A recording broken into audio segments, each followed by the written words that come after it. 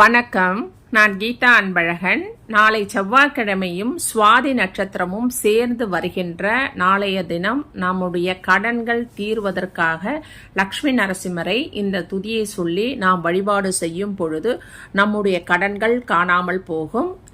அது என்ன அப்படின்னா, நரசிம்மரே தாய், நரசிம்மரே தந்தை, சகோதரனும் நரசிம்மரே, தோழனும் நரசிம்மரே, அறிவும் நரசிம்மரே, செல்வமும் நரசிம்மரே, எஜமானும் நரசிம்மரே, இவ்வுலகத்தில் நரசிம்மரே, அவ்வுலகத்திலும் நரசிம்மரே, எங்கெங்கு செல்கிறாயோ அங்கெல்லாம் நரசிம்மரே, நரசிம்மரை காட்டிலும் உயர்ந்தவர் எவரும் இல்லை, அதனாலே நரசிம்மரே உம்மை சரணாகதி அடைகிறேன் என்று மனதார பிரார்த்தனை செய்து கொள்ளுங்கள். அதற்கு முன்னாடி நெய்வேத்தியமாக பானகம் கலந்து வைங்க. ஒரு அகல் நெய் தீபம் ஏற்றி வைத்து விட்டு ஒரு விரிப்பு வெறித்து உங்க பூஜை அறையில உட்கார்ந்து இந்த மந்திரத்தை சொல்லுங்க. 108